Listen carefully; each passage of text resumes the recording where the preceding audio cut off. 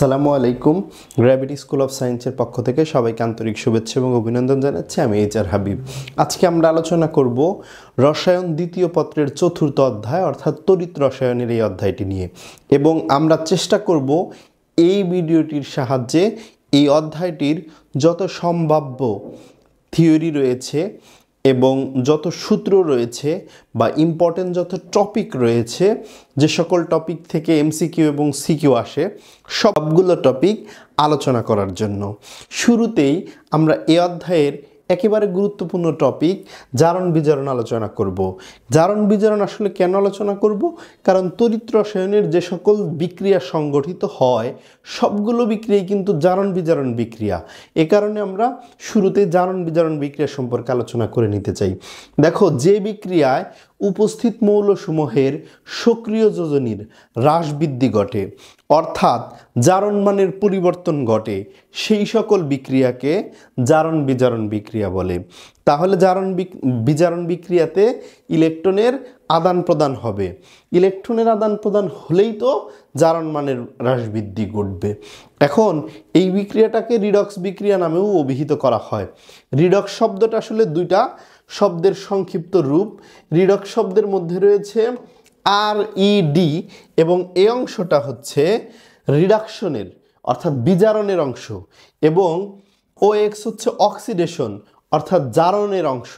অর্থাৎ রিডক্স শব্দটা জারণ আর বিজারণের দুইটার অংশ নিয়ে গঠিত, অর্থাৎ রিডক্স দ্বারা বোঝানো হয় জারণ বিজারণ বিক্রিয়া, এবং এর বিপরীত শব্দ হচ্ছে নন রিডক্স রিয়াকশন।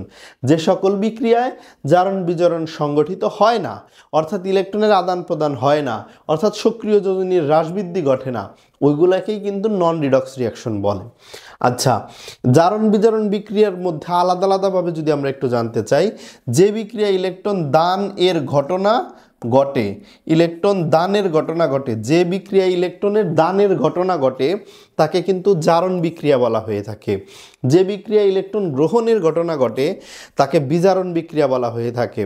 আর যেই পদার্থ ইলেকট্রন গ্রহণ করে তারা হচ্ছে জারক, আর যে সকল পদার্থ ইলেকট্রন দান করে তারা হচ্ছে বিজারক। আরও একটা কথা এখানে মনে রাখা যাইতে পারে, জারক সাধারণত বিজারিত হয়। জারক কি হয়? জারক হচ্ছে বিজারিত হয়, আর বিজারক জারিত হয়। বিজারক কিভাবে জারিত হয়? ইলেকট্রন দান করে জারিত হয়, আর জারক হচ্ছে ইলেকট্রন গ্রহণ করে বিজারিত হয়। এই কথাগুলো আমরা মনে রাখতে পারি জারণ বিজারণ বিক্রিয়া থেকে। এরপর দেখো, যে বিষয়টা আলোচনা করছি সেটা হচ্ছে জারণ মান। কোনো একটা যৌগের বা মৌলের জারণ মান বলতে বোঝানো হয় ওই যৌগটার আসলে যৌগের জারণ মান তো শূন্য হয়, কোনো একটা যৌগের মোট জারণ মান শূন্য হয়। আসলে আমরা স্পেসিফিকভাবে যদি মৌলের জারণ মানের কথা বলি, যেহেতু এটা শূন্য, এটার আর ডেফিনেশন কি? আর মৌলের ক্ষেত্রে জারণ মান ভিন্ন মান আছে, ভিন্ন ভিন্ন মান আছে, অতএব এইটার ক্ষেত্রে ডেফিনেশনটা অ্যাপ্লিকেবল আর কি। তাহলে একটা মৌলের জারণ মান বলতে বোঝানো হয় ওই মৌলটা অপর কতগুলো মৌলের সাথে যুক্ত হইতে পারে, এবং ইলেকট্রন দান করে যুক্ত হয় নাকি গ্রহণ করে যুক্ত হয়। এই জন্য জারণ মান কিন্তু ধনাত্মক ঋণাত্মক হইতে পারে। ঠিক আছে? তাহলে যে কথা বললাম, এখানে কয়েকটা কথা মনে রাখতে হবে। মুক্ত মৌলের জারণ মান হবে শূন্য। মুক্ত মৌলের জারণ মান কি? শূন্য হবে। আর কোনো যৌগের মোট জারণ মান হবে কি? শূন্য। এখান থেকে আরও কিছু কথা আমাদের জানতে হবে। সেটা কি? যদি কোনো একটা মৌল মানে আমরা জানলাম মৌলের জারণ মান শূন্য, আর যৌগের মোট জারণ মান শূন্য। এখন যদি কোনো একটা যৌগ আয়ন আকারে থাকে, তখন আয়নের জারণ মান কত হবে? আয়নের জারণ মান হবে কিন্তু সেই আয়নের মানের সমান। এখন সেটা যদি মনে করো সালফেট 2- এরকম আছে আয়ন আকারে, তাহলে এই যৌগের মোট জারণ মান কিন্তু -2, শূন্য না হয়ে তখন কি হবে? -2। মানে অ্যানায়ন বা ক্যাটায়নের জারণ মান হবে, মোট জারণ মান হবে ওই অ্যানায়নের মান অথবা ক্যাটায়নের মান। হ্যাঁ, এই হচ্ছে বিষয়। এখানে অতিরিক্ত এই কথাটা এখান থেকে মনে রাখা যেতে পারে, যা আমাদের আসলে অনেক কাজে লাগবে। এখানে দুইটার বিক্রিয়ার এক্সাম্পল দিছি, আসলে কোনটা কি ধরনের বিক্রিয়া সেটা এখানে আলোচনার বিষয়। দেখো, এটা 2 হবে। ফেরাস ক্লোরাইড ক্লোরিনের সাথে বিক্রিয়া করে ফেরিক ক্লোরাইড তৈরি করছে। এখানে যোজনী 3 ব্যবহার হয়েছে, এটা একটু ভুল আছে। তাহলে ফেরাস ক্লোরাইড ক্লোরিনের সাথে বিক্রিয়া করে ফেরিক ক্লোরাইড তৈরি হয়েছে। এখানে ফেরাস ক্লোরাইড আয়রনের জারণ মান হচ্ছে 2, এখানে আয়রনের জারণ মান কত 3, এখানে +2 থেকে কি হয়েছে এখানে +3 হয়েছে। তাহলে আয়রনের জারণ মান +2 থেকে +3 হয়েছে। এখানে জারণ মান তাহলে কত হয়েছে, মানে এখানে জারণ মান বাড়ছে না কমছে, জারণ মান কিন্তু এখানে বৃদ্ধি পাইছে। কোনো একটা মৌলের জারণ মান বৃদ্ধি পাওয়া মানে হলো ইলেকট্রন দান করছে সে। কোনো একটা মৌলের জারণ মান যদি হ্রাস পায় বুঝতে হবে ওই মৌলটি ইলেকট্রন গ্রহণ করেছে। তাহলে আয়রনের জারণ মান +2 থেকে +2 জারণ মান বৃদ্ধি পাইছে। তাহলে জারণ মান বৃদ্ধি পাওয়া মানে ইলেকট্রন দানের ঘটনা ঘটা, আর ইলেকট্রন দানের ঘটনা মানে জারণ বিক্রিয়া। তাহলে আয়রনের মধ্যে কোন বিক্রিয়া সংঘটিত হয়েছে, জারণ বিক্রিয়া সংঘটিত হয়েছে। ক্লোরিনের জারণ মানে এখানে 0, এখানে হয়েছে কত -1। তাহলে এই ক্ষেত্রে জারণ মান বাড়ছে নাকি কমছে, 0 থেকে -1 হয়েছে। 0 থেকে যদি 1 হইতো তাহলে জারণ মান বৃদ্ধি পেয়েছে সে কথা বলা যেত, কিন্তু জারণ মান 0 থেকে -1 হয়েছে। 0 থেকে -1 হওয়া মানে হ্রাস পাওয়া, আর হ্রাস পাইলে সেটার কি বিক্রিয়া সংঘটিত হয়, বিজারণ বিক্রিয়া সংঘটিত হয়। এখানে ইলেকট্রন গ্রহণের ঘটনা ঘটছে মূলত, সে কারণেই হ্রাস পেয়েছে। আর ইলেকট্রন গ্রহণ যে বিক্রিয়ায় ঘটে সেটাকে বিজারণ বিক্রিয়া বলে। তাহলে এই বিক্রিয়াটা কি হয়েছে, বিজারণ বিক্রিয়া হয়েছে। নিচে আরও একটা, তাহলে এখানে আমরা জারণও দেখলাম বিজারণও দেখলাম, তার মানে এটা কি রিডক্স বিক্রিয়া। কোন একটা বিক্রিয়ায় দেখো, আরেকটা বিক্রিয়ার এক্সাম্পল এখানে দেখানো হয়েছে। এখানে H+ থেকে এখানেও কিন্তু H+ই আছে, এখানে Cl- থেকে Cl- আছে, সোডিয়াম প্লাস থেকে সোডিয়াম প্লাসই আছে, হাইড্রক্সিল মাইনাস থেকে এখানেও কিন্তু হাইড্রক্সিল মাইনাসই আছে। তাহলে এই বিক্রিয়ার মধ্যে কোনো মৌলের জারণ মানের পরিবর্তন হয় নাই, অর্থাৎ ইলেকট্রন দানও হয় নাই, গ্রহণও ঘটে নাই। এজন্য এটা কিন্তু নন রিডক্স রিয়াকশন। তোমরা বলতে পারো এটা কি নন রিডক্স রিয়াকশন বাদে আরও কোনো রিয়াকশন আছে কিনা, কারণ এই বিক্রিয়াটা তোমাদের পরিচিত। এটা কিন্তু একটা প্রশমন বিক্রিয়াও, কারণ অ্যাসিড এবং ক্ষার বিক্রিয়া করে লবণ পানি তৈরি করছে। তাহলে আমরা এখান থেকে আরও একটা জিনিস শিখতে পারি, সেটি হচ্ছে যার প্রশমন বিক্রিয়া কিন্তু এক প্রকার নন রিডক্স রিয়াকশন। প্রশমন বিক্রিয়া এক ধরনের কি বিক্রিয়া, নন রিডক্স রিয়াকশন। এরকম আরও আছে অদক্ষেপণ বিক্রিয়া, অদক্ষেপণ বিক্রিয়া কিন্তু কি নন রিডক্স রিয়াকশন। তোমরা মনে রাখতে পারো এই বিষয়গুলো, এমসিকিউতে কাজে লাগবে স্পেশালি। এরপরে জারণ বিজারণ বিক্রিয়ার থেকে এখানে আরেকটা যে টপিক সেটা হচ্ছে জারণ মান বের করা। কোনো একটা যৌগে একটা সংশ্লিষ্ট কোনো একটা মৌল বা কেন্দ্রীয় পরমাণুর জারণ মান বের করা, এটা কিন্তু খুব গুরুত্বপূর্ণ একটা টার্ম। দেখো এখানে আমরা কয়েকটা এক্সাম্পল দেখাইছি। স্পেশালি প্রথমে যেটা আছে সেটা হচ্ছে ক্লোরিন। হ্যাঁ, ক্লোরিনের জারণ মান বের করতে বলছে। কোথায় ক্লোরিনের জারণ মান বের করতে বলছে, HClO4 পারক্লোরিক অ্যাসিডে, পারক্লোরিক অ্যাসিডের মধ্যে ক্লোরিনের জারণ মান বের করতে বলেছে। দেখো আমি ক্লোরিনের জারণ মান কি ধরে নিলাম, X ধরে নিলাম। হ্যাঁ, এবার দেখো হাইড্রোজেনের জারণ মান +1, এটা মুখস্থ থাকবে। ক্লোরিনের জারণ মান আমি X ধরে নিছি। হাইড্রোজেনের অক্সিজেনের জারণ মান -2, অক্সিজেনের পরমাণু আছে 4টা, 4 দিয়ে গুণ, আর কোনো যৌগের মোট জারণ মান কিন্তু 0। তাহলে এখান থেকে সমাধান করে X এর মান পাইছি +7, অর্থাৎ পারক্লোরিক অ্যাসিডে হাইড্রোজেনের জারণ মান +7, অক্সিজেনের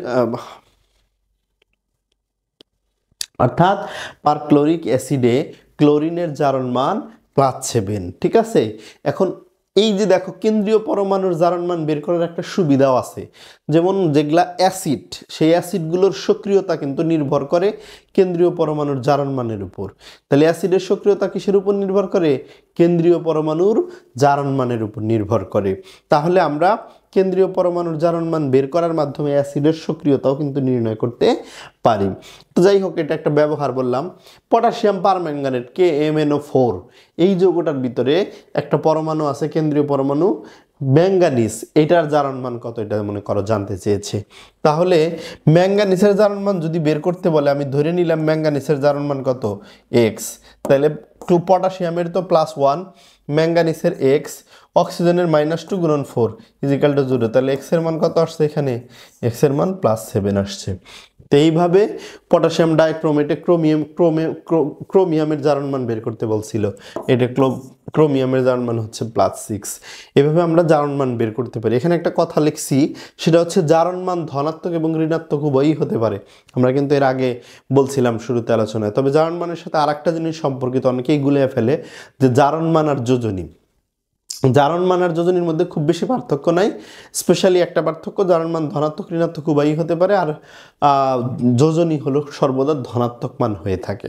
ঠিক আছে, যোজনী মানের সাথে জাস্ট যুক্ত হওয়ার ক্ষমতা, আর জারণ মান মানে কিন্তু ইলেকট্রন গ্রহণ বর্জন, মানে সেক্ষেত্রে মানে যোজনীর ক্ষেত্রে যেটা হয় সে জাস্ট যে কয়টার সাথে যুক্ত হইলো। এখন যে কয়টার সাথে যুক্ত না হয়ে একটার সাথেই যুক্ত হইলো, কিন্তু এখানে ইলেকট্রন শেয়ার হইলো বেশি, তখন কিন্তু সেগুলা যোজনী না হয়ে সেগুলাকে আমরা জারণ মান বলে থাকি। আশা করি কনসেপ্টটা বুঝতে পেরেছো। এরপরে দেখো পরিবাহী নিয়ে আলোচনা করা হইতেছে। পরিবাহী কি? যে সকল পদার্থের মধ্য দিয়ে বিদ্যুৎ পরিবহন করতে পারে, যে সকল পদার্থের মধ্য দিয়ে বিদ্যুৎ পরিবাহিত হয়, ওই সকল পদার্থকে আসলে পরিবাহী পদার্থ বলে। পরিবাহী পদার্থের মধ্যে যে বিষয়টা আলোচনা করা উচিত সেটা হচ্ছে পরিবাহী পদার্থের আর কি রকম পরিবাহী আছে। মূলত পরিবাহী পদার্থকে 3 ভাগে ভাগ করা যায়। একটা হলো ইলেকট্রনীয় পরিবাহী, একটা হচ্ছে তড়িৎ বিশ্লেষ্য পরিবাহী, আর একটা হচ্ছে তড়িৎ অবিশ্লেষ্য পরিবাহী। ইলেকট্রনীয় পরিবাহী হলো সেই সকল পরিবাহী যে সকল পদার্থের মধ্য দিয়ে স্বাভাবিক অবস্থায় খুব অনায়াসে বিদ্যুৎ চলাচল করতে পারে, সেগুলাকে ইলেকট্রনীয় পরিবাহী বলা হয়। যেমন লোহা, তামা, কপার, এগুলা হচ্ছে ইলেকট্রনীয় পরিবাহী। আর তড়িৎ বিশ্লেষ্য পরিবাহী বলতে একটা টার্ম আছে, সেটা হচ্ছে যে সকল পদার্থের মধ্যে গলিত বা বিগলিত অবস্থায় বা দ্রবীভূত অবস্থায় বিদ্যুৎ পরিবহন করে এবং একই সাথে রাসায়নিক বিক্রিয়া সংঘটিত হয়, সেগুলাকে বলা হয় তড়িৎ বিশ্লেষ্য পদার্থ। মানে যে সকল পদার্থের মধ্যে দিয়ে বিদ্যুৎ যাবে প্লাস ওইখানে কোনো একটা কেমিক্যাল চেঞ্জ সংঘটিত হবে, তখন ওইটাকে বলা হয় তড়িৎ বিশ্লেষ্য পদার্থ। আরেকটা আছে তড়িৎ অবিশ্লেষ্য, যে সকল পদার্থের মধ্য দিয়ে স্বাভাবিক অবস্থায়ও না, গলিত বা দ্রবীভূত অবস্থায়ও বিদ্যুৎ পরিবহন করে না, ওই সকল পদার্থকে আসলে বলা হয়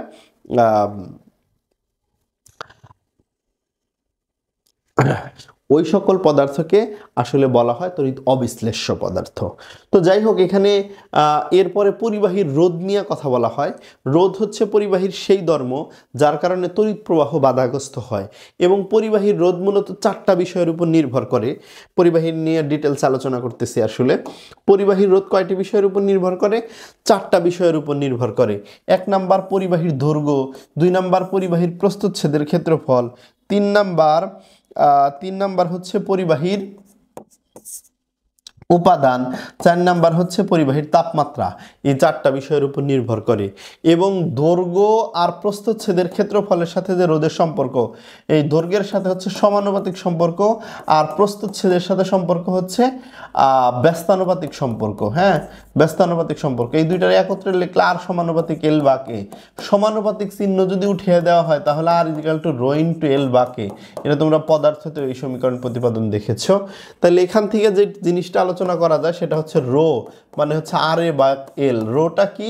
একক দৈর্ঘ্য এবং একক প্রস্থচ্ছেদের কোনো পরিবাহীর যে রোধ হয় ওইটাকেই পরিবাহীর উপাদানের আপেক্ষিক রোধ বলে। রো মানে কি?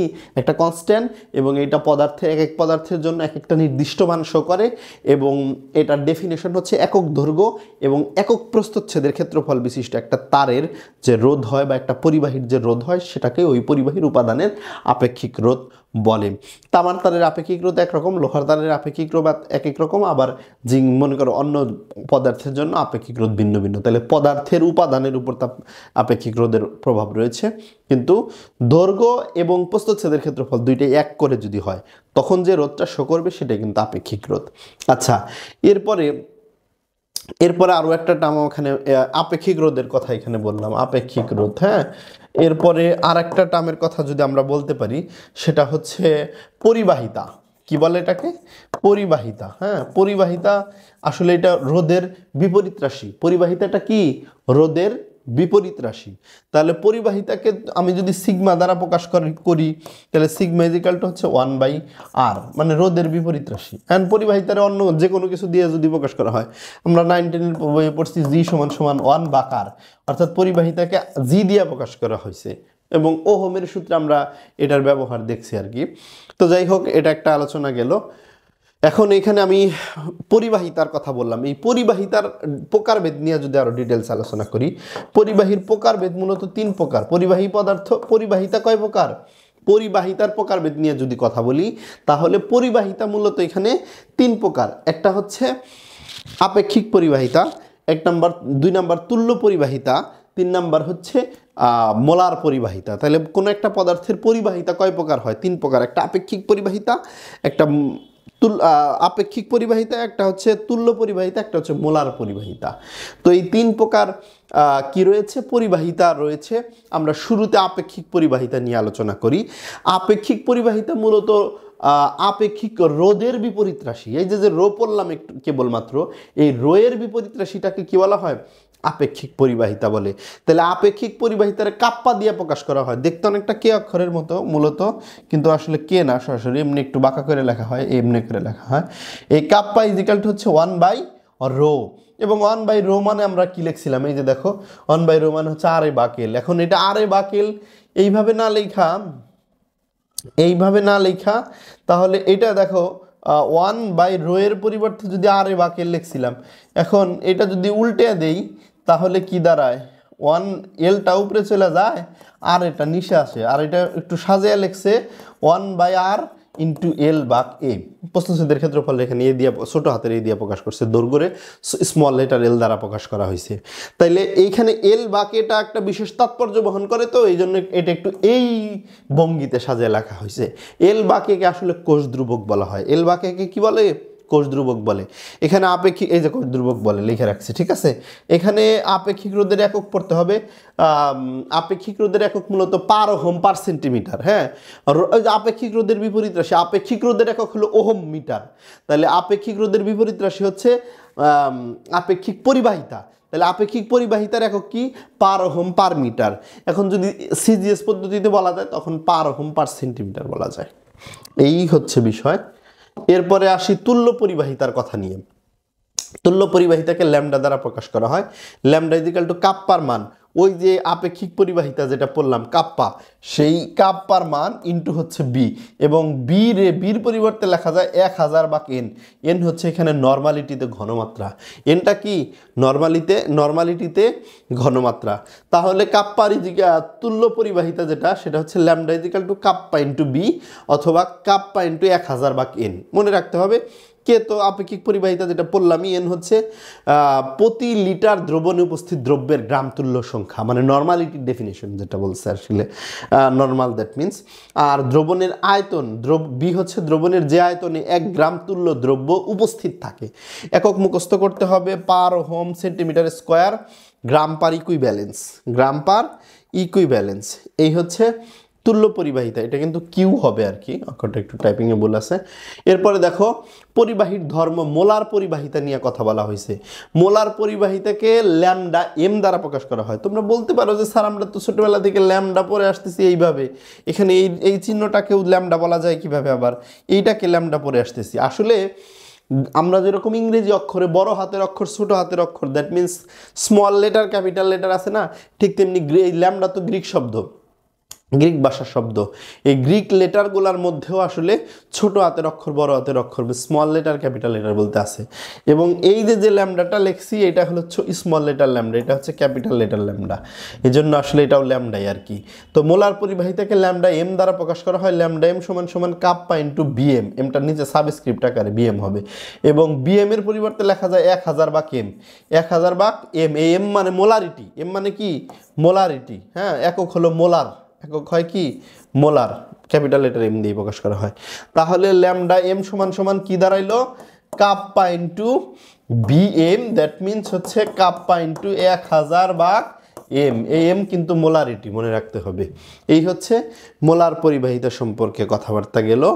এরপরে হচ্ছে কয়েকটা তড়িৎ বিশ্লেষ্য পদার্থ নিয়ে একটু সংক্ষিপ্ত আলোচনা করা হয়েছে। তড়িৎ বিশ্লেষ্য পদার্থকে 2 ভাগে ভাগ করা যায়। একটা হলো তীব্র তড়িৎ বিশ্লেষ্য, মৃদু তড়িৎ বিশ্লেষ্য। এমসিকিউর জন্য খুবই ইম্পর্টেন্ট। তীব্র তড়িৎ বিশ্লেষ্য বলতে বোঝানো হয়, আমি তড়িৎ বিশ্লেষ্যের সংজ্ঞা কিন্তু একটু আগে বলছি, সেটা হলো যে সকল পদার্থের মধ্য দিয়ে বিগলিত বা দ্রবীভূত অবস্থায় বিদ্যুৎ পরিবহন করে ওই সকল পদার্থকে কি বলা হয়? তড়িৎ বিশ্লেষ্য পদার্থ বলে। এখন বিগলিত বা দ্রবীভূত অবস্থায় বিদ্যুৎ পরিবহন হওয়ার সময় রাসায়নিক একটা পরিবর্তন ঘটে, এই কথাও বলছিলাম আমি। তাহলে রাসায়নিক পরিবর্তন যে ঘটবে, মানে এটা আসলে কি ধরনের রাসায়নিক পরিবর্তন ঘটে? মূলত যার মধ্য দিয়ে বিদ্যুৎ যায় সেই দ্রবণটা ভেঙে আয়নে বিশ্লিষ্ট হয়ে যায়। এখন যে সকল পদার্থের মধ্য দিয়ে খুব দ্রুত গতিতে বিদ্যুৎ যায়, ওগুলাকে আয়নিত করতে পারে, সেগুলা হচ্ছে কি তীব্র তড়িৎ বিশ্লেষণ। আর মৃদু তড়িৎ বিশ্লেষণ যে সকল পদার্থের মধ্যে দিয়ে বিদ্যুৎ যাওয়ার ফলে ওগুলো পদার্থের রাসায়নিক পরিবর্তন অল্প হয় বা অল্প পরিমাণ ভেঙে যায়, সেগুলাকে আসলে মৃদু তড়িৎ বিশ্লেষ্য পদার্থ বলা হয়ে থাকে। আবার দেখো, বিশুদ্ধ পানি যেটা আছে সেটা কিন্তু তড়িৎ অবিশ্লেষ্য। বিশুদ্ধ পানির মধ্যে দিয়ে বিদ্যুৎ কিন্তু চলাচলই করতে পারে না, তাহলে পানি ভাঙবেও না। তড়িৎ বিশ্লেষ্য মানে এখানে তড়িৎ বিশ্লেষ্য পদার্থের রাসায়নিক কোনো পরিবর্তন ঘটবেও না। আর এগুলোর মধ্যে ঘটে একটা তীব্র মানে দ্রুত ঘটে, একটা ধীরে ঘটে। এই জন্য তীব্র তড়িৎ বিশ্লেষ্য আর হচ্ছে মৃদু তড়িৎ বিশ্লেষ্য। এক্সাম্পল মুখস্থ করতে হবে: hydrochloride acid, lithium chloride, sodium chloride, potassium chloride তীব্র তড়িৎ বিশ্লেষ্য। মৃদু তড়িৎ বিশ্লেষ্য হাইড্রোজেন সালফাইড, ইথানোয়িক অ্যাসিড এবং অ্যামোনিয়াম হাইড্রোক্সাইড। এরপরে হলো ওহমের সূত্র, যেটা একটু আগে আলোচনা করার সময় বলার কথা ছিল, এখানে আমি আলাদাভাবে আলোচনা করে দিছি। ওহমের সূত্রে বলছে যে তাপমাত্রা যদি স্থির থাকে তাহলে কোনো পরিবাহীর মধ্য দিয়ে প্রবাহিত তড়িৎ প্রবাহ পরিবাহকের দুই প্রান্তের বিভব পার্থক্যের সমানুপাতিক। দেখো, একটা পদার্থের মনে করো এখানে এ বি একটা পরিবাহী পদার্থ, দিস ইজ একটা কন্ডাক্টর। এই কন্ডাক্টরের মধ্য দিয়ে মনে করো যে আই পরিমাণ বিদ্যুৎ প্রবাহিত হইতেছে। এই প্রান্তের বিভব হলো বি এ, এই প্রান্তের বিভব হচ্ছে বিবি। তাহলে বিভব পার্থক্য করে যদি বি দ্বারা প্রকাশ করি, মনে রাখতে হবে বি এ মাইনাস বিবি। হ্যাঁ, যদি B A is greater then B B হয়ে থাকে। হ্যাঁ, এখন বিষয়টা বোঝার চেষ্টা করো। ওহমের সূত্রে যেটা বলছে সেটা হচ্ছে কোনো পরিবাহীর মধ্য দিয়ে প্রবাহিত তড়িৎ প্রবাহ পরিবাহকের দুই প্রান্তের বিভব পার্থক্য বি এর সমানুপাতিক। বিভব পার্থক্য যেহেতু বি, তাহলে এটা সমানুপাতিক। এখন সমানুপাতিক চিহ্ন উঠে দিলে এখানে একটা ধ্রুবক দিতে হয়, কে বি। এই যে কে, এখানে জি দিয়া প্রকাশ করলাম, এটা জি দিয়া প্রকাশ করলাম। এই জি হলো সমানুপাতিক ধ্রুবক, একে পরিবাহিতা বলে, এবং এটি রোধের বিপরীত আসে। এখন জির পরিবর্তে 1/r বসাইলে I is equal to B by R, অথবা বিভব পার্থক্য করে বি না দিয়ে ই দিয়ে প্রকাশও করা যায়, তাহলে সেক্ষেত্রে ই ভাগ আর। এই ছিল ওহমের সূত্র। ওহমের সূত্র থেকে একটা ইন্টারেস্টিং প্রশ্ন প্রায় আসে এখানে, সেটি হচ্ছে কোনো একটা পরিবাহীর আয়তন অপরিবর্তিত রেখে দৈর্ঘ্য দ্বিগুণ করা হয়েছে বা টাইনা লম্বা করা হয়েছে, 5 গুণ করা হয়েছে, তাহলে তার পরিবর্তিত রোধ কত হয়? এটা সংক্ষিপ্ত একটা সূত্র আছে, এটা দিয়ে আমরা করতে পারি R is equal to N square R one, অথবা আর টু ইকুয়াল বলতে পারতাম, R two is equal to N square R one. এই আর টু দ্বারা বোঝানো হয়েছে হলো পরিবর্তিত রোধ। এ আর টু মানে কি? পরিবর্তিত রোধ। আর এন স্কোয়ার আর ওয়ান, আর ওয়ান মানে প্রাথমিক অবস্থায় রোধ, এন মানে হলো যত গুণ বৃদ্ধি করা হলো। এই যে টাইনাল 5 গুণ লম্বা করা হয়েছে, 6 গুণ লম্বা করা হয়েছে, তাহলে এনের মান 5 বা 6 এরকম হবে। এটা ওই অধ্যায়ে কোনো সময় অঙ্ক আসে, এই জন্য আলোচনা করে দিছি। এরপরে তড়িৎ বিশ্লেষণ, মেন যে টপিকটা সেটা। তড়িৎ বিশ্লেষণ কাকে বলে? যে প্রক্রিয়ায় অ্যানোড এবং ক্যাথোড, মানে একটা পাত্র থাকবে, পাত্রের ভিতরে অ্যানোড এবং ক্যাথোড নামে দুইটা ধনাত্মক এবং ঋণাত্মক তড়িৎ ধার থাকবে, এবং একটা তড়িৎ বিশ্লেষ্য পদার্থ থাকবে, এবং বাইরে থেকে কোনো একটা বিদ্যুৎ সাপ্লাই করার মতো অবস্থা থাকতে হবে, বা একটা বিদ্যুৎ সোর্স থাকবে। এবং তখন বিদ্যুৎ সোর্সটা কানেক্টেড করে দিলে যে ব্যবস্থাটা, যে ঘটনাটা ঘটে, এই পুরাটুকুকে একটা তড়িৎ বিশ্লেষণ বলে। যদি বলেন স্যার এত ডিটেলসের কথা মনে রাখতে পারবো না, সংক্ষেপে বলে দেন। সংক্ষেপে হলো যে কোষের মাধ্যমে বিদ্যুৎ শক্তি রাসায়নিক শক্তিতে পরিবর্তিত হয়, যে পদ্ধতিতে বিদ্যুৎ শক্তি রাসায়নিক শক্তিতে পরিণত হয়, তাকেই মূলত তড়িৎ বিশ্লেষণ কোষ বলে। তড়িৎ বিশ্লেষণ কোষে যে দেখো বাইরে থেকে একটা বিদ্যুৎ সোর্স আসছে, একটা ব্যাটারি কানেক্টেড করে দেওয়া হয়েছে।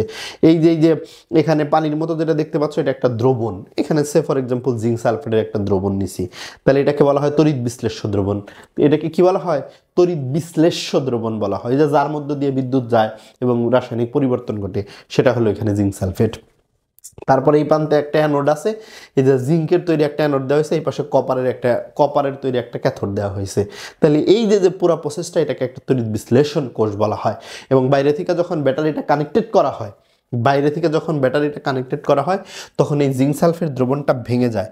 জিঙ্ক সালফেট দ্রবণটা ভেঙে কি হয়?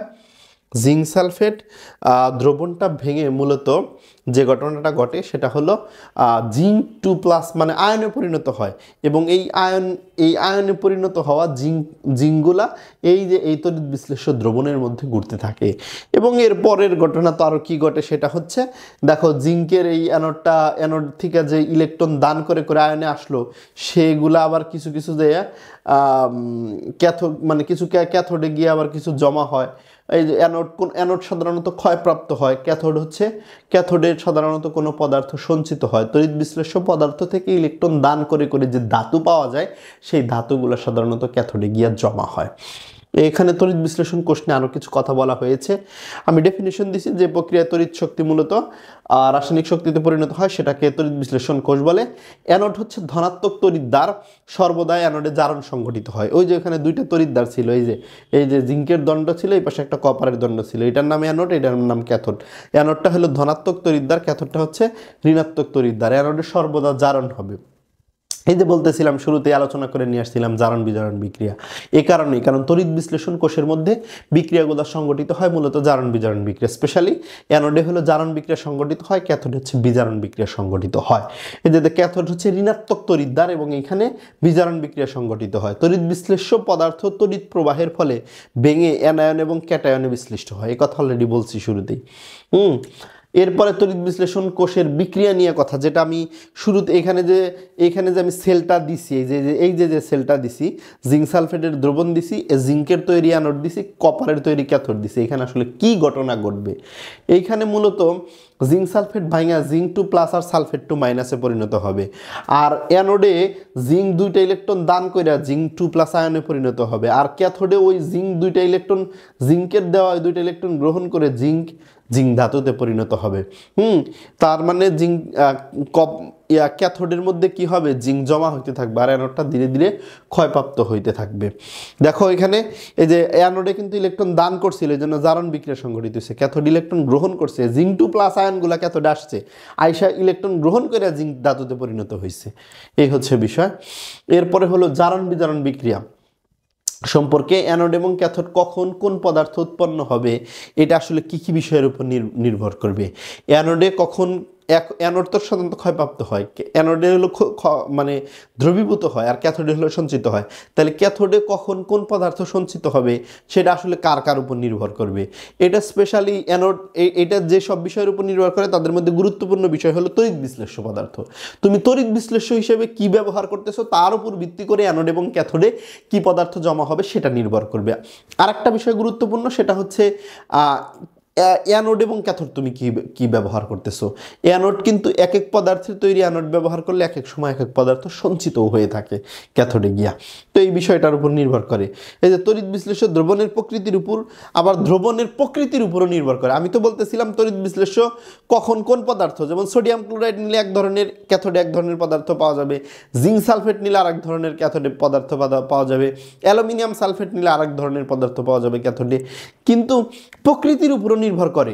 এখন জিঙ্ক সালফেটই নিলাম, কিন্তু জিঙ্ক সালফেটের একবার গাঢ় জলীয় দ্রবণ নিলাম আর একটা লঘু দ্রবণ নিলাম। এই লঘু দ্রবণ এবং গাঢ় দ্রবণ নেওয়ার কারণেও কি হবে, মানে অ্যানোড এবং ক্যাথোডে সঞ্চিত বা দ্রবীভূত পদার্থের পরিমাণ ভিন্ন হবে। এই বিষয়গুলো গুরুত্বপূর্ণ।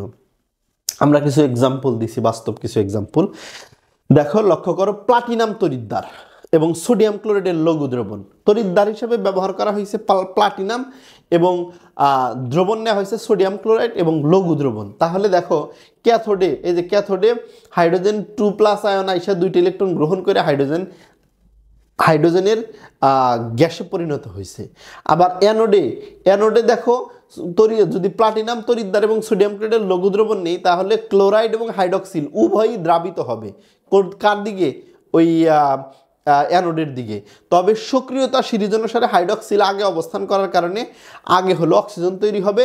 তবে এখানে কিছু আগে হলো অক্সিজেন তৈরি হবে, পরে আবার কিছু ক্লোরিন গ্যাসও তৈরি হবে। এই হচ্ছে বিষয়।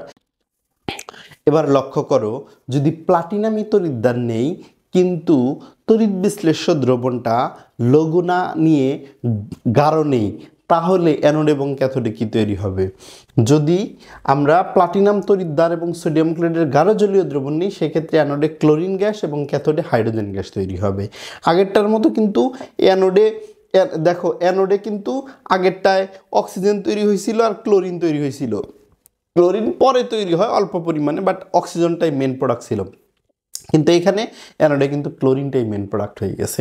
তাহলে এই যে দেখো, তড়িৎ বিশ্লেষ্য দ্রবণ ভিন্ন নেওয়ার কারণে অ্যানোড এবং ক্যাথোডে সঞ্চিত বা দ্রবীভূত পদার্থটাও ভিন্ন হচ্ছে।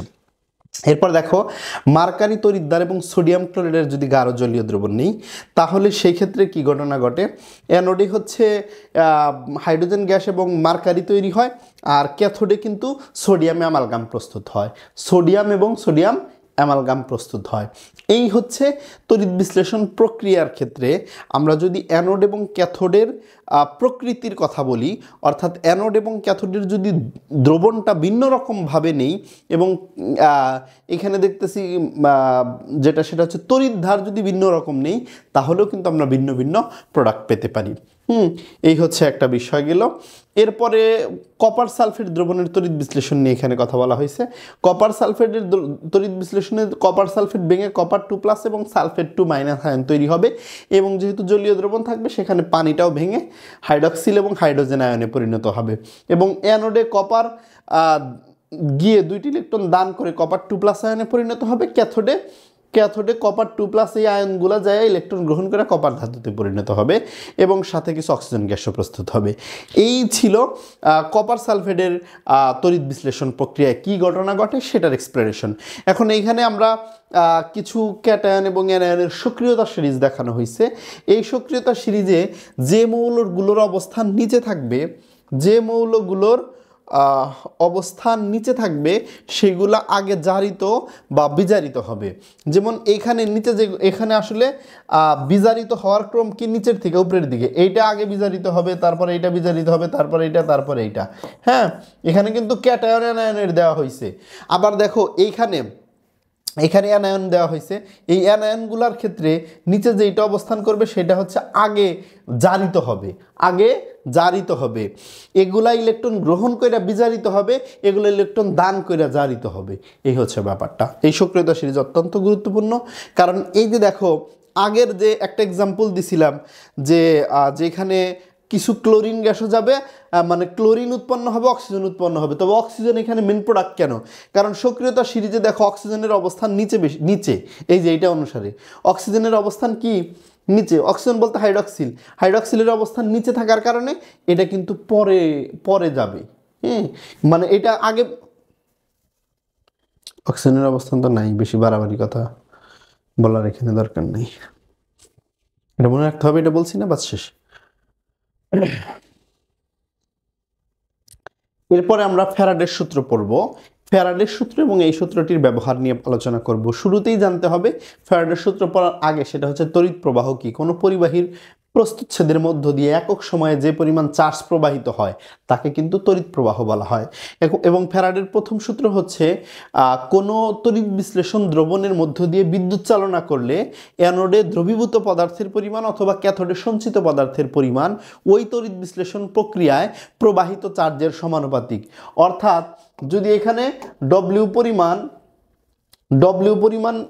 পদার্থ অ্যানোডে দ্রবীভূত হয় অথবা ক্যাথোডে সঞ্চিত হয়, এবং ওই তড়িৎ বিশ্লেষণ প্রক্রিয়ায় যদি কিউ পরিমাণ চার্জ প্রবাহিত করা হয়, তাহলে ডব্লিউ সমানুপাতিক কিউ। এটা কি? এই সূত্র অনুসারে সমানুপাতিক চিহ্নটা উঠিয়ে দিলে এখানে একটা ধ্রুবক দিতে হয়, এটা হচ্ছে জেড। এখানে জেড হচ্ছে একটি কনস্ট্যান্ট বা ধ্রুবক, এবং এটাকে বলা হয় তড়িৎ রাসায়নিক তুল্যাঙ্ক। এখন এটা কাকে বলে, এটার ডেফিনিশন কি হইতে পারে সেটা কিন্তু আমরা আবার একটু পরে আলোচনা করতে পারি। দেখো জেড সমান সমান কি লেখা যায়, জেড ইজিক্যাল টু লেখা যায় এম বাক এন এফ। এখানে ডেফিনিশনটা যদি বলা যায়, এটি একটি সমানুপাতিক ধ্রুবক, একে রাসায়নিক তুল্যাঙ্ক বলে। আবার তড়িৎ রাসায়নিক তুল্যাঙ্ক জেটের জন্য লেখা যায় হলো জেড সমান M/NF। এখানে জেটের সংজ্ঞা যেটা বলতেছিলাম সেটা হচ্ছে তড়িৎ বিশ্লেষণের সময় একটি তড়িৎ বিশ্লেষ্য পদার্থের দ্রবণে 1 কুলম্ব বিদ্যুৎ চার্জ প্রবাহিত করলে যত গ্রাম পদার্থ অ্যানোডে দ্রবীভূত হয় অথবা ক্যাথোডে সঞ্চিত হয় সেটাকে তড়িৎ রাসায়নিক তুলনাঙ্ক বলে। এখানে জেডের ডেফিনেশনটা কি? জেডের ডেফিনেশন হচ্ছে তড়িৎ বিশ্লেষণের সময় একটি তড়িৎ বিশ্লেষ্য পদার্থের মধ্য দিয়ে 1 কুলম্ব চার্জ প্রবাহিত করলে যে পরিমাণ পদার্থ অ্যানোডে দ্রবীভূত হয় অথবা ক্যাথোডে সঞ্চিত হয় তাকেই মূলত তড়িৎ রাসায়নিক তুলনাঙ্ক জেড বলা হয়। এবং জেডের ম্যাথমেটিক্যাল এক্সপ্রেশন দেখলা। এখানে এম মানে হচ্ছে আণবিক ভর, এখানে এম মানে কি আণবিক ভর, আর এন হচ্ছে এখানে আদান প্রদান কিন্তু ইলেকট্রনের সংখ্যা বা যোজনী হয় মূলত। এনটা হচ্ছে এখানে যে মৌলের জন্য করব সেই মৌলের যোজনী। এফ হচ্ছে ফ্যারাডে এবং ফ্যারাডের মান অলওয়েজ 96,500 হয়। দেখো একটু আগে তাহলে আমরা ফ্যারাডের সূত্র থেকে কি বললাম? আমরা ফ্যারাডের সূত্র থেকে যেটা পড়লাম ডব্লিউ সমানুপাতিক ডব্লিউ সমান জেড কিউ, এবং জেড মানে আবার পড়লাম এম বাই এন এফ। তাহলে ওই এম বাই জেড এর মান যদি বসায় দেই তাহলে ডব্লিউ সমান M by N F into Q হইতেছে। শুরুতে তড়িৎ প্রবাহের সংখ্যা পড়ছিলাম Q I is equal to Q by T. তাহলে এখান থেকে কিউ এর মান যদি বের করি তাহলে দাঁড়ায় আইটি, তাহলে M by N F into IT. এটা কিন্তু ফাইনাল ইকুয়েশন দাঁড়িয়ে গেল কার জন্য? ফ্যারাডের প্রথম সূত্রের জন্য। এই যে লিখছে এখানে ডব্লিউ সমান M by N F into IT. তড়িৎ বিশ্লেষণ প্রক্রিয়ার 3টা ব্যবহার রয়েছে এই বইয়ের আলোকে। একটা ব্যবহার হচ্ছে ধাতু নিষ্কাশন, 2 নাম্বার ব্যবহার হচ্ছে ধাতুর বিশুদ্ধকরণ, এবং 3 নাম্বার ব্যবহার রয়েছে ইলেকট্রোপ্লেটিং। ধাতু নিষ্কাশন সম্পর্কে যদি একটু বলি, আমরা জানি সক্রিয়তা সিরিজে যে সকল মৌলের অবস্থান উপরে থাকে ওগুলো অত্যন্ত সক্রিয় মৌল হয় এবং এরা প্রকৃতিতে কেউই মুক্ত অবস্থায় থাকে না। স্পেশালি তোমরা জানো পটাশিয়াম এবং সোডিয়ামকে কেরোসিনের নিচে সংরক্ষণ করা হয়। এর কারণ হলো এই মৌলগুলো অত্যন্ত সক্রিয়, বায়ুর সংস্পর্শে আসলে সহজেই বায়ুর সাথে বিক্রিয়া করে অন্য যৌগে রূপান্তরিত হয়ে যায়। এজন্য এদেরকে কেরোসিনের নিচে কিন্তু সংরক্ষণ করা হয়। মোরাল অফ দ্য স্টোরি আমার এখানে সেটা হচ্ছে এই মৌলগুলো কেউই মুক্ত অবস্থায় থাকে না, সবাই প্রকৃতিতে কোনো না কোনো যৌগ গঠন করে থাকে। এই যৌগগুলোকে ওই মৌলের আসলে আকরিক বলা হয়, এবং এই আকরিক থেকে বিশুদ্ধ ধাতু বের করে নিয়ে আসা যায় যে প্রক্রিয়ার মাধ্যমে, সেটা হচ্ছে তড়িৎ বিশ্লেষণ। এবং তড়িৎ বিশ্লেষণ প্রক্রিয়ার সাহায্যে আমরা কি করতে পারি? আমরা মূলত বিশুদ্ধ ধাতু বের করে নিয়ে আসতে পারি কোনো একটা আকরিক থেকে। দেখো তড়িৎ বিশ্লেষণ প্রক্রিয়া এবং ফ্যারাডের সূত্র থেকে কিন্তু আমরা এই কাজগুলা করতে পারি। এখন এই যে তড়িৎ বিশ্লেষণ প্রক্রিয়ার সাহায্যে যেটা আমি এখানে দেখাইছি বিগলিত সোডিয়াম ক্লোরাইডের তড়িৎ বিশ্লেষণ। সোডিয়াম ক্লোরাইড আমরা কোথায় পাইতে পারি? আমরা জানি সমুদ্রের পানিতে সোডিয়াম ক্লোরাইড থাকে। হ্যাঁ, এছাড়াও সোডিয়ামের আরও অনেক আকরিক রয়েছে। তাহলে সোডিয়ামের একটা অন্যতম আকরিক হলো সমুদ্রের পানি। তাহলে সেই সমুদ্রের পানি থেকে যদি তড়িৎ বিশ্লেষণ প্রক্রিয়া করি তাহলেও কিন্তু বিশুদ্ধ সোডিয়াম পাইতে পারি। অবশ্যই আমরা এই প্রসেস অবলম্বন করি না, প্রাকৃতিক প্রসেস করতে পারি, তবে এটার মাধ্যমে করা যেতে পারে। এখন সোডিয়াম নইলে রৌদ্রে শুকিয়ে সমুদ্রের পানি রৌদ্রে শুকিয়ে তারপরে হলো সেখান থেকে সোডিয়াম ক্লোরাইড শনাক্ত করা যায়, কিন্তু ওখানে সোডিয়াম ক্লোরাইড পাওয়া যায়, কিন্তু অ্যাকচুয়ালি আমরা তো সোডিয়াম ধাতু পাই না। সোডিয়াম ধাতু পাইতে গেলে কিন্তু আমাদের এই ধাতু নিষ্কাশন এই পদ্ধতি অবলম্বন করতে হবে। তাহলে সোডিয়াম ক্লোরাইডের আমরা এখানে কি নিছি? একটা দ্রবণ নিছি, মানে তড়িৎ বিশ্লেষ্য নিছি। অ্যানোড নেওয়া হয়েছে এখানে একটা, এই পাশে একটা ক্যাথোড নেওয়া হয়েছে। এবং দেখো এই যে সোডিয়াম ক্লোরাইড যখন নেওয়া হয়েছে তখন সোডিয়াম ক্লোরাইডটা কিন্তু ভেঙে গেছে। সোডিয়াম ক্লোরাইড ভেঙে কি হবে? সোডিয়াম ক্লোরাইড ভেঙে সোডিয়াম আয়ন আর ক্লোরাইড আয়নে পরিণত হবে। এবং সোডিয়াম আয়নটা কোথায় গেছে? সোডিয়াম আয়নটা হলো ধনাত্মক আয়ন, এটা ঋণাত্মক ক্যাথোডের কাছে যাবে। এই যে এখানে যে সোডিয়াম ধাতু জমা হয়েছে, এই যে দেখো এখানে সোডিয়াম ধাতু জমা হয়েছে। আর ক্লোরাইড আয়নটা হচ্ছে ঋণাত্মক আয়ন, এটা ধনাত্মক অ্যানোডের কাছে যাবে। অ্যানোডের কাছে যায় এই যে ক্লোরিন গ্যাস জমা হবো। ঠিক আছে, এই হচ্ছে বিষয়। তাহলে এই যে ক্যাথোডের মধ্যে কি হইলো? সোডিয়াম যায় জমা হইলো। এই সোডিয়ামটা এরপরে কোনোভাবে কোনো একটা সিস্টেমে বের করে নিয়ে আসলেই বিশুদ্ধ সোডিয়াম পেয়ে গেলাম। কিন্তু সোডিয়াম কিন্তু সংরক্ষণ করতে হবে কেরোসিনের নিচে, জানি মনে থাকে বিষয়টা। নাহলে কিন্তু যেখানে রাখবা দেখবে একটু পরে নাই, সেটা অন্য কোনো যৌগে পরিণত হয়ে গেছে। ধাতুর বিশুদ্ধকরণ করার ক্ষেত্রেও তড়িৎ বিশ্লেষণ এবং ফ্যারাডের সূত্র ব্যবহার করা হয়ে থাকে। তাহলে ধাতুর বিশুদ্ধকরণে কি করা হয়? আসলে কোনো একটা ধাতু আমরা যখন প্রকৃতি থেকে পাই সেটা আকরিকের পরেও আকরিক যেটা থাকে সেটার মধ্যে তো অবিশুদ্ধ থাকেই, এছাড়াও অন্যান্য ভাবেও ভেজাল মিশ্রিত অবস্থায় থাকতে পারে। হয়তো যৌগ গঠন করে নাই, এমনি খালি মিশ্রিত অবস্থায় আছে। তখন ওই অবিশুদ্ধ বা ভেজালযুক্ত ওই পদার্থ থেকে আমরা কিভাবে মানে বিশুদ্ধ ওই ধাতুটা পাইতে পারি, সের জন্য কিন্তু তড়িৎ বিশ্লেষণ প্রক্রিয়ার আমরা ব্যবহার করতে পারি। দেখো এখানে অ্যানোড নেওয়া হয়েছে, অ্যানোড নেওয়া, আমরা জানি অ্যানোড এই ক্ষেত্রে অবিশুদ্ধ যে পদার্থটা থাকবে সেটাকে অ্যানোড হিসেবে ব্যবহার করা যেতে পারে। এখানে আমরা কপার বিশুদ্ধকরণ দেখাইছি। কপার হলো সামান্য ভেজালযুক্ত যে কপার, যেটা মানে 99.99% বিশুদ্ধ যে কপার, এটাকে ব্লিস্টার কপার বলা হয়। এবং ব্লিস্টার কপার থেকে বিশুদ্ধ কপার বের করতে গেলে ওই ব্লিস্টার কপার বা অবিশুদ্ধ কপারকে অ্যানোড হিসেবে ব্যবহার করা হয় এবং ক্যাথোড হিসেবে ব্যবহার করা হয়ে থাকে। ক্যাথোড হিসেবে বিশুদ্ধ কপার ব্যবহার করা হয় বা ক্যাথোডে বিশুদ্ধ কপার জমাও হয়। বুঝতে পেরেছো? এই যে দেখো, কপার যখন এখানে কিন্তু কপারের একটা দ্রবণ নেওয়া লাগবে তড়িৎ বিশ্লেষ্য হিসেবে, এবং এখানে কি হবে, কপার ধাতু অ্যানোডে হলো, কপার ধাতু ভেঙে কপার 2+, ওই যে অ্যানোড মানে কি অবিশুদ্ধ কপার, ওইটা ভাঙে কপার 2+ আয়নে পরিণত হবে, 2টা করে ইলেকট্রন দান করে। এই কপার 2+ আয়নটা ক্যাথোডে যাবে, ক্যাথোডে যায় 2টা ইলেকট্রন গ্রহণ করবে এবং বিশুদ্ধ কপারে পরিণত হবে। এই প্রক্রিয়ার মাধ্যমে কিন্তু কপার বিশুদ্ধ করা হয়, অর্থাৎ ব্লিস্টার কপার থেকে আমরা বিশুদ্ধ কপার পেতে পারি। ব্লিস্টার কপার মানে অবিশুদ্ধ কপার, যার বিশুদ্ধতার হার হচ্ছে 99.99%। এরপরে ইলেকট্রোপ্লেটিং প্রসেসের মধ্যে আমরা তড়িৎ বিশ্লেষণ প্রক্রিয়া ব্যবহার করতে পারি। তড়িৎ বিশ্লেষণ প্রক্রিয়া ইলেকট্রোপ্লেটিংয়ের কাজে আমরা ব্যবহার করতে পারি। দেখো, যেই ইলেকট্রোপ্লেটিং মানে কি, যে সকল পদার্থ অত্যন্ত সক্রিয়, এগুলা কিন্তু বায়ুর সংস্পর্শে আসলে বা জলীয় বাষ্পের সংস্পর্শে আসলে সহজেই বিক্রিয়া করে পদার্থটার সক্রিয় বৈশিষ্ট্য নষ্ট হয়ে যায়। সে কারণে এই সকল পদার্থের উপর কম সক্রিয় ধাতু দিয়ে প্রলেপ দিয়ে রাখি, যাতে সহজেই সংস্পর্শে না আসতে পারে বায়ু বা পানির। এ কারণে আমরা ইলেকট্রোপ্লেটিং করে থাকি, এবং এই ইলেকট্রোপ্লেটিংটা হচ্ছে মূলত কম সক্রিয় ধাতুর প্রলেপ দেওয়ার পদ্ধতি, এবং এই পদ্ধতিটা হচ্ছে তড়িৎ বিশ্লেষণ প্রক্রিয়া, তড়িৎ বিশ্লেষণ পদ্ধতি। এবং এক্ষেত্রে যেই পদার্থটার উপরে আমি প্রলেপ দিব সেইটাকে কি হিসাবে ব্যবহার করতে হবে, ক্যাথোড হিসাবে ব্যবহার করতে হবে, আর যা দিয়া প্রলেপ দিব সেটাকে অ্যানোড হিসাবে ব্যবহার করতে হবে। এবং এখানে যে পদার্থ দিয়ে প্রলেপ দিব ওই পদার্থের একটা লবণ তড়িৎ বিশ্লেষ্য হিসেবে নিতে হবে, এবং এরপরে বাইরে থেকে বিদ্যুৎ চালনা করলেই ওই অ্যানোডটা ক্ষয়প্রাপ্ত হইয়া অ্যানোড যাইয়া ওই ক্যাথোডের উপরে পড়বে। ক্যাথোড মানে কি, ওই যেটার উপর আমি এই যে যেমন এখানে একটা চামিচের উপরে প্রলেপ দিতে চাই, ওই চামিচের উপরে গিয়ে প্রলেপটা পড়বে। এই হচ্ছে ব্যাপার। এরপরে অর্ধকোষ এবং এর প্রকারভেদ। বিভিন্ন প্রকার অর্ধকোষ রয়েছে। এই অধ্যায়ের গুরুত্বপূর্ণ একটা পড়া, এমসিকিউর জন্য অত্যন্ত গুরুত্বপূর্ণ। দুটি তড়িৎধার এবং তড়িৎ বিশ্লেষণের সমন্বয়ে একটি পূর্ণাঙ্গ কোষ গঠিত হয়। এই ধরনের কোষের একটি তড়িৎধার ও তড়িৎ বিশ্লেষ্যের যুগলকে অর্ধকোষ বলা হয়।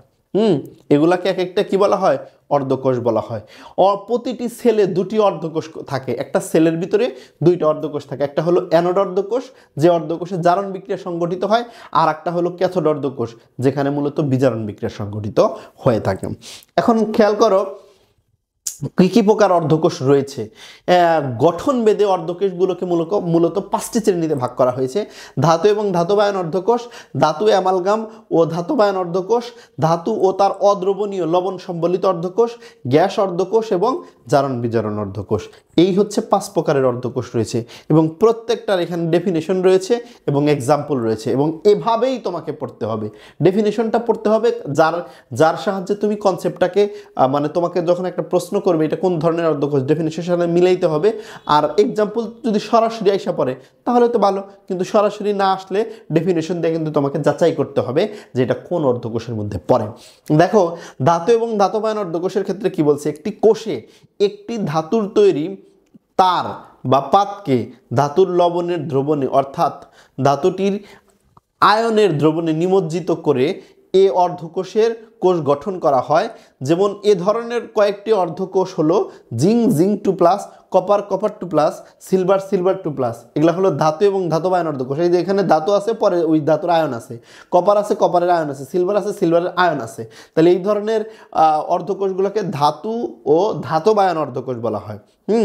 এই বিষয়টা কিন্তু আমরা মনে রাখতে পারি। এরপরে ধাতুর অ্যামালগাম এবং ধাতবায়ন অর্ধকোষ, যেমন সোডিয়াম অ্যামালগাম নিয়ে তারপরে সোডিয়াম প্লাস নেওয়া হইলো, বা সোডিয়াম অ্যামালগাম যখন নিব তাইলে এখানে একটা অ্যামালগাম থাকবে, এটা বলছে ধাতুর অ্যামালগাম এবং ধাতবায়ন। এই যে ধাতুর অ্যামালগাম, সোডিয়ামের অ্যামালগাম হলো সোডিয়াম মার্কারি, সোডিয়ামের ধাতু হচ্ছে সোডিয়াম প্লাস আয়ন। তাহলে এই ধরনের অর্ধকোষগুলোকে ধাতুর অ্যামালগাম ধাতবায়ন অর্ধকোষ বলা হয়। ধাতু ও তার অদ্রবণীয় লবণ সম্বলিত অর্ধকোষ, এক্ষেত্রে একটি ধাতুকে তার বা পাত তার কোনো অদ্রবণীয় লবণের মধ্যে ঢুকিয়ে এতে ওই অদ্রবণীয় লবণের অ্যানায়ন সম্বলিত একটি দ্রবণ যোগ করা হয়, যেমন সিলভার তারকে অদ্রবণীয় সিলভার ক্লোরাইডের মধ্যে ঢুকিয়ে এর মধ্যে হাইড্রোক্লোরাইড বা সোডিয়াম ক্লোরাইড দ্রবণ যোগ করলে গঠিত হয় সিলভার ক্লোরাইড এবং ক্লোরাইড আয়ন অর্ধকোষ। দেখো এখানে সিলভার হলো ধাতু, আর বলছে ধাতু ও তার অদ্রবণীয় লবণ, তাহলে সিলভার হচ্ছে ধাতু এবং সিলভার ধাতুর একটা লবণ হচ্ছে সিলভার ক্লোরাইড এবং তার হচ্ছে আয়ন, এই যে এই সিলভার ক্লোরাইডের আয়ন হচ্ছে ক্লোরাইড। তাহলে এইরকমভাবে এই যে ডেফিনেশন বললেই কিন্তু এটা আসলে কনসেপ্টটা বোঝা যায়। এই ডেফিনেশনটা মনে রাখা, এক্সাম্পল চোখের নজরে দেখে রাখা, কিন্তু ডেফিনেশন দিয়েই মূলত সিদ্ধ করতে হবে, কারণ এখানে আমি যে এক্সাম্পলটা দিছি সেই এক্সাম্পল না দিয়ে পরীক্ষায় কিন্তু অন্য এক্সাম্পলও দিতে পারে। এরপরে ধাতু ও তার অদ্রবণীয় লবণ সম্বলিত অর্ধকোষ আছে, গ্যাস অর্ধকোষ আছে, কন্ডিশন পড়তে হবে, ডেফিনেশন পড়তে হবে, জারণ বিজারণ অর্ধকোষ আছে। এরপরে তড়িৎ রাসায়নিক কোষ সম্পর্কে আলোচনা করছি আমি। তড়িৎ রাসায়নিক কোষ মূলত দুই প্রকার একটা দৃষ্টিকোণ থেকে, সেটা হলো এক প্রকোষ্ঠ বিশিষ্ট তড়িৎ রাসায়নিক কোষ, আর একটা হলো দুই প্রকোষ্ঠ বিশিষ্ট তড়িৎ রাসায়নিক কোষ।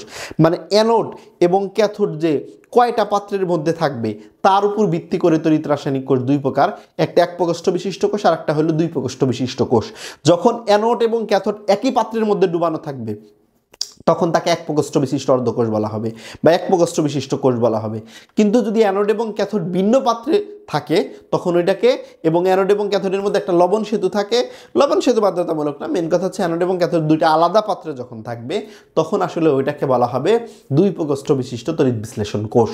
দেখো এক প্রকোষ্ঠ বিশিষ্ট তড়িৎ বিশ্লেষণ কোষ হচ্ছে বিগলিত সোডিয়াম ক্লোরাইডের তড়িৎ বিশ্লেষণ, মূলত তড়িৎ বিশ্লেষণ কোষ।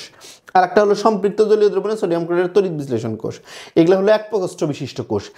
আর দুই প্রকোষ্ঠ বিশিষ্ট কোষগুলো, দুই প্রকোষ্ঠ বিশিষ্ট কোষ হচ্ছে ড্যানিয়াল কোষ বা গ্যালভানিক কোষ। ঠিক আছে, ড্যানিয়াল কোষ বা গ্যালভানিক কোষ, মূলত ড্যানিয়াল কোষ মেন নাম, বাণিজ্যিক সংস্করণ এটাকে আসলে ড্যানিয়াল কোষ মেন নাম আর গ্যালভানিক কোষ আসলে বাণিজ্যিক সংস্করণ। এখানে ড্যানিয়াল কোষের স্ট্রাকচার মূলত ব্যাটারি স্ট্রাকচারের নেয়। ব্যাটারিতে যে কোষটা তৈরি হয় এটা কিন্তু একটা ড্যানিয়াল কোষ। ঠিক আছে, ব্যাটারিতে ডাইসেলেনা এটা হচ্ছে যেগুলার মধ্যে যেগুলা ব্যাটারি রিচার্জেবল ওইগুলা ব্যাটারি, হ্যাঁ, এই আর কি বিষয়টা। তড়িৎ বিশ্লেষণ কোষ এবং গ্যালভানিক কোষের মধ্যে পার্থক্য আমাদের পড়তে হবে। আমি অলরেডি একটা পার্থক্য বললাম যে তড়িৎ বিশ্লেষণ কোষ হচ্ছে এক প্রকোষ্ঠ বিশিষ্ট কোষ, আর হচ্ছে গ্যালভানিক কোষ হচ্ছে দুই প্রকোষ্ঠ বিশিষ্ট কোষ। এটা একটা পার্থক্য ছিল। আর ডেফিনিশন একটা পার্থক্য, তড়িৎ বিশ্লেষণ কোষে হচ্ছে বাইরে থেকে বিদ্যুৎ দেওয়া হয়, অর্থাৎ বিদ্যুৎ শক্তি ভিতরে বিক্রিয়া সংঘটিত হয়, অর্থাৎ বিদ্যুৎ শক্তি রাসায়নিক শক্তিতে রূপান্তরিত হয়। আর ড্যানিয়াল কোষ বা গ্যালভানিক কোষের মধ্যে কিন্তু ওইখানে রাসায়নিক শক্তি বিদ্যুৎ শক্তিতে রূপান্তরিত হয়, মানে ভিতরে বিক্রিয়া সংঘটিত হয় এবং ওই বিক্রিয়া থেকে ইলেকট্রন বের হয়। বুঝতে পেরেছ, দুইটা ভিন্ন রকম। এরপরে উদাহরণ একটা পার্থক্য একটা বিক্রিয়া দিয়ে দেখানো হয়েছে। এই যে দেখো এখানে বাইরে থেকে ব্যাটারি দেওয়া হয়েছে আর এখানে ভিতরে থেকে বিদ্যুৎ প্রবাহিত হয়েছে এবং এখানে একটা অ্যামিটার দিয়ে পরীক্ষা করা হয়েছে যেখানে কারেন্টের ফ্লো আছে কিনা। এটা একটা গুরুত্বপূর্ণ পার্থক্য তড়িৎ বিশ্লেষণ কোষ আর গ্যালভানিক কোষ। তাহলে তড়িৎ বিশ্লেষণ কোষে কিন্তু বাইরে থেকে বিদ্যুৎ দিতে হয় আর গ্যালভানিক কোষে কিন্তু ভিতর থেকে বা কোষ থেকে বিদ্যুৎ পাওয়া যায়। এটা একটা গুরুত্বপূর্ণ পার্থক্য ছিল। তারপরে সংগঠিত পরিবর্তনের প্রকৃতি, তড়িৎ বিশ্লেষণ কোষের ক্ষেত্রে বলছে এই কোষে বাহ্যিক উৎস থেকে প্রবাহিত তড়িৎ শক্তির সাহায্যে তড়িৎ বিশ্লেষ্য পদার্থের বিশ্লেষণ ঘটে, তথা ওই মানে মেন কথা আমি যেটা অলরেডি বলে ফেলছি সেটাই আর কি। এই পার্থক্যগুলো খালি চোখের নজরে তোমরা দেখে রাখো। অবশ্যই আমার এই লেকচারগুলো যখন দেখবে খাতা কলম নিয়ে বসবে এবং এখানকার যে ইম্পর্টেন্ট টপিকগুলো এখানে এর বাইরে কিন্তু অন্য টপিকগুলো থেকে প্রশ্ন আসে না, সবসময় এই টপিকগুলো থেকে প্রশ্ন আসে এবং কনসেপ্ট অল্প এবং এগুলো পরে একদম জাজরা করে ফেলতে হবে, এই হচ্ছে বিষয়। এরপরে প্রমাণ সেল বিভব নির্ণয়। কোন একটা কোষের কোষ বিভব আমরা নির্ণয় করতে পারি দুইটা প্রসেসে। এখন কোষ বিভবের ক্ষেত্রে যদি অ্যানোড এবং ক্যাথোড পাত্রের ঘনমাত্রা সমান হয়, অ্যানোড এবং ক্যাথোড দুইটা যদি এক মোলার ঘনমাত্রা বিশিষ্ট পদার্থ নেই, অ্যানোডের ঘনমাত্রাও 1 মোলার এবং ক্যাথোডের ঘনমাত্রাও 1 মোলার নিলাম, তখন ওই দ্রবণটাকে বলা হবে আদর্শ কোষ। তখন এটাকে কি বলা হবে? আদর্শ কোষ। এবং আদর্শ কোষের বিভবকে প্রমাণ সেল বিভব বলা হয়। তাহলে প্রমাণ সেল বিভবটা কি? আদর্শ কোষের যে সেল বিভব সেটাই। এবং আদর্শ কোষ কখন সৃষ্টি হয়? অ্যানোড এবং ক্যাথোডের ঘনমাত্রা যখন 1 মোলার করে হয়। প্রমাণ সেল বিভব বের করার এখানে তিনটা সূত্র আলোচনা করছি। একটা হচ্ছে অ্যানোডে হচ্ছে অ্যানোডে আমরা জানি জারণ সংগঠিত হয়। অ্যানোডে কি সংগঠিত হয়? জারণ সংগঠিত হয়। এখন সেই অ্যানোডের যদি জারণ বিভব দেওয়া থাকে, ক্যাথোডে বিজারণ সংগঠিত হয়। ক্যাথোডের যদি বিজারণ বিভব দেওয়া থাকে, তাহলে সেক্ষেত্রে অ্যানোড এবং ক্যাথোডের জারণ বিভব আর বিজারণ বিভব যোগ করলেই কিন্তু কি সেল বিভবের মান বের হয়ে যাবে। কিন্তু যদি অ্যানোড এবং ক্যাথোড এই দুই জায়গায় যদি জারণ বিভব দেওয়া থাকে, তাহলে সেক্ষেত্রে অ্যানোডের জারণ বিভব থেকে ক্যাথোডের জারণ বিভব বিয়োগ করবে, ঠিক আছে। আর যদি দুই জায়গায় বিজারণ বিভব দেওয়া থাকে, তাহলে ক্যাথোডের বিজারণ বিভব থেকে এটা অ্যানোড হবে আর কি, অ্যানোডের বিজারণ বিভব বাদ দিতে হবে। ক্যাথোডের বিজারণ বিভব থেকে অ্যানোডের বিজারণ বিভব বাদ দিতে হবে। এই কথাটা কিন্তু মনে রাখতে হবে, ইম্পর্টেন্ট। এখন কথা হচ্ছে, যদি আমরা এই দুইটা সূত্র মুখস্থ না করি তাও কিন্তু অঙ্ক করতে পারবো। যেমন জিঙ্ক থেকে জিঙ্ক 2+, এটা কি? এটা হচ্ছে জারণ বিভব এবং এইটার মান সে ফর এক্সাম্পল 0.34 ভোল্ট। এখন এটার যদি বিজারণ বিভব বের করার দরকার হয়, মানে জিঙ্ক 2+ থেকে যদি জিঙ্কের বের করতে হয়, তাহলে কিন্তু -0.34 ভোল্ট হবে। এই হচ্ছে বিষয়টা, খুব বেশি পার্থক্য না, সিম্পল একটা বিষয়। সেক্ষেত্রে আমরা শুধু প্রথম সূত্র দিয়েই করতে পারবো। শুধু চিহ্নের পরিবর্তন করলেই কিন্তু জারণ বিভব থেকে বিজারণ বিভব অথবা বিজারণ বিভব থেকে জারণ বিভব বের করা যায়। এরপরে দেখো, যদি কোষটা আদর্শ অবস্থায় না থাকে, কোষটা যদি কি না থাকে, আদর্শ অবস্থায় না থাকে, অর্থাৎ অ্যানোড এবং ক্যাথোডের যে ঘনমাত্রা হয় সেই ঘনমাত্রাটা যদি 1 মোলার করে না হয়, ভিন্ন হয়, তখন কিন্তু কি হবে, 25 ডিগ্রি সেলসিয়াস তাপমাত্রায় সেল বিভব বের করা যাবে এবং এক্ষেত্রে নার্নেস্টের সমীকরণ ব্যবহার করতে হবে। বিজ্ঞানী নার্নেস্ট যে সমীকরণটা দিয়েছেন, এবং এক্ষেত্রে সেল ইজিক্যাল টু ইনট cell minus RT/NF into ln উৎপাদনের ঘনমাত্রা ডিভাইডেড বাই বিক্রিয়কায়নের ঘনমাত্রা। এটা হচ্ছে নার্নেস্টের সমীকরণ। এখানে লগ দিয়েও লেখা যায়। যদি এখানে কেউ লগ দিয়ে লেখে, লগ আর লনের মধ্যে পার্থক্য মূলত 2.303, কেউ যদি এখানে লগ দেয় তাহলে এখানে জানি 2.303 গুণ করে দেয়। এই হচ্ছে পার্থক্য। এখন এখানে উৎপাদন কোনটা হবে আর হচ্ছে বিক্রিয়কায়ন কোনটা হবে। উৎপাদন বলতে হলো বিজারকায়নের ঘনমাত্রা, আর বিজারকায়ন কি হবে, সক্রিয়তা সিরিজে যার অবস্থান উপরে সে হবে বিজারকায়ন এবং তার ঘনমাত্রা উপরে দিতে হবে। সক্রিয়তা সিরিজে যে নিচে থাকবে সে মূলত বিক্রিয়কায়ন হবে, অর্থাৎ জারকায়ন হবে, এবং তার ঘনমাত্রা কিন্তু নিচে দিতে হবে, এখানে বসাইতে হবে। এই ছিল হচ্ছে এই অধ্যায়ের সকল থিওরি। আশা করি তোমরা বুঝতে পেরেছো।